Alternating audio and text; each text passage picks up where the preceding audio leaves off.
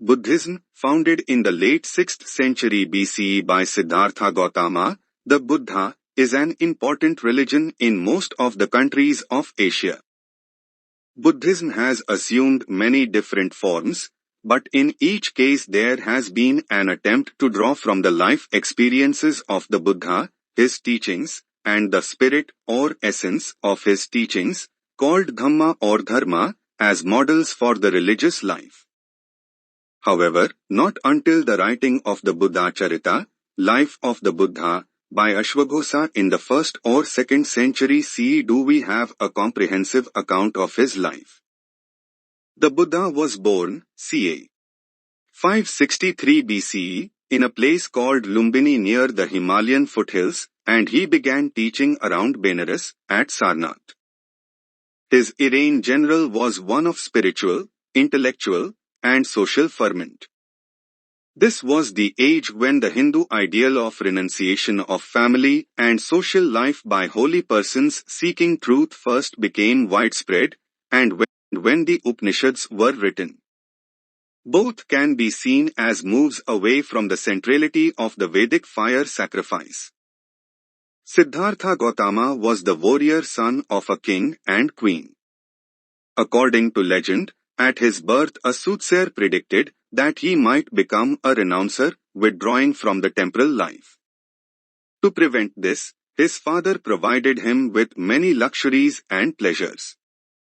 But, as a young man, he once went on a series of 4 chariot rides where he first saw the more severe forms of human suffering, old age, illness, and death, a corpse, as well as an ascetic renouncer. The contrast between his life and this human suffering made him realize that all the pleasures on earth were in fact transitory and could only mask human suffering.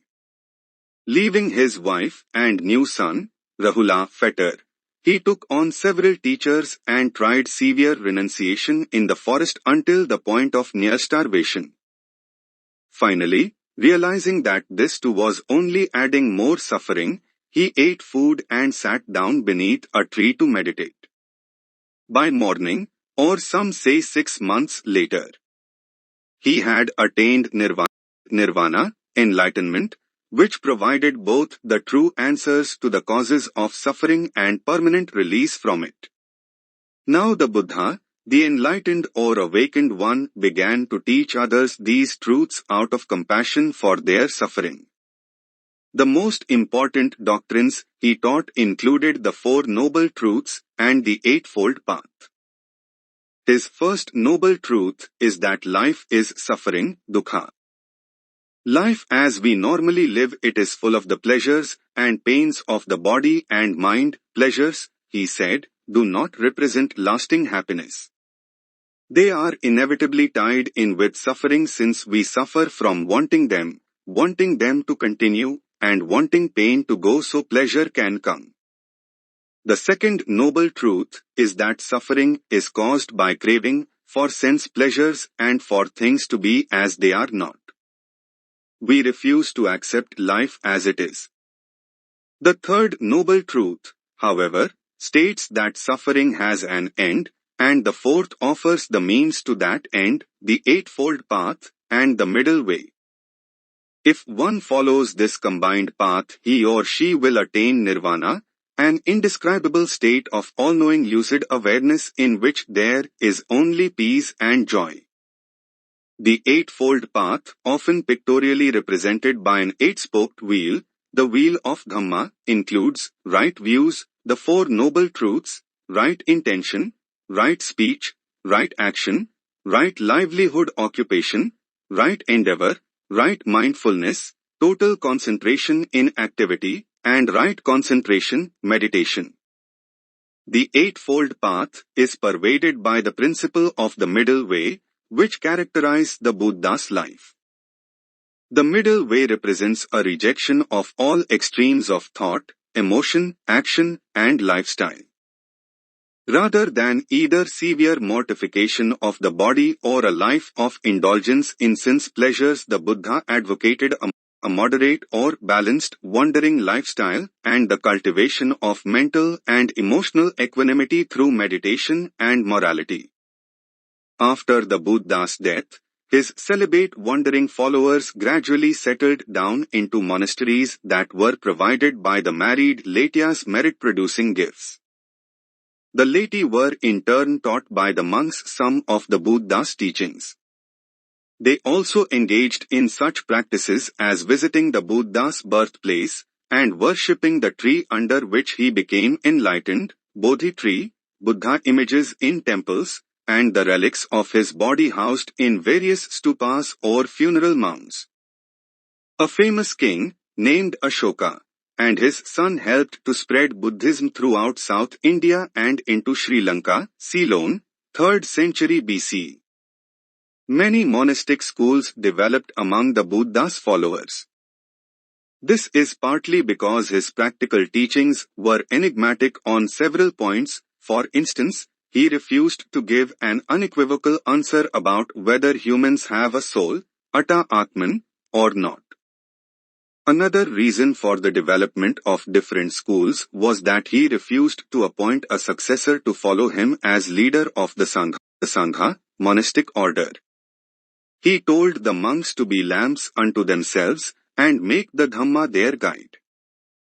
About the 1st century CE, a major split occurred within the Buddhist fold that between the Mahayana and Hinayana branches. Of the Hinayana, the lesser vehicle branch of schools, only the Theravada school, founded 4th century BCE, remains. It is currently found in Sri Lanka and all Southeast Asian countries. This school stresses the historical figure of Gautama Buddha and the centrality of the monk's lifestyle and practice, meditation. The Theravada monks hold that the Buddha taught a doctrine of anatta, no soul, when he spoke of the impermanence of the human body form, perception, sensations, feelings, consciousness, and volition. They believe, however, that human beings continue to be reformed and reborn, and to collect karma until they reach nirvana. The Theravada school has compiled a sacred canon of early Buddhist teachings and regulations that is called the Tripitaka. The Mahayana, greater vehicle branch of schools began about the 1st century CE. Mahayanists are found today especially in Korea, China, Japan, and Tibet. The three most prominent schools are Pure Land, Chanakya Zen, and Tantra. Mahayana schools in general utilize texts called sutras, stressing that lay people can also be good Buddhists, and that there are other effective paths to nirvana in addition to meditation, for instance the chanting and good works utilized in Pure Land. They believe that the Buddha and all human beings have their origin in what is variously called Buddha nature, Buddha mind, or emptiness. This is not nothing, but is the completely indescribable source of all existence. It is at the same time enlightenment potential. The form of the historical Buddha was, they say, only one manifestation of Buddha nature.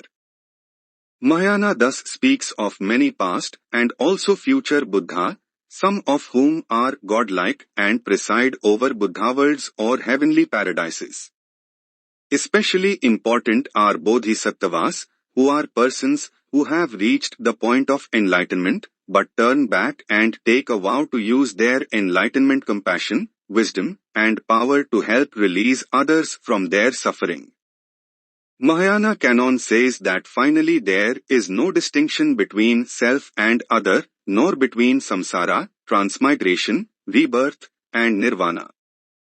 Because of this, the Bodhisattva is capable of taking on the suffering of others in samsara and of transferring his own merit to them.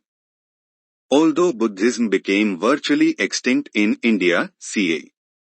12th century CE, perhaps because of the all-embracing nature of Hinduism, Muslim invasions, or too great a stress on the monk's way of life, as a religion it has more than proved its viability and practical spirituality in the countries of Asia to which it has been carried.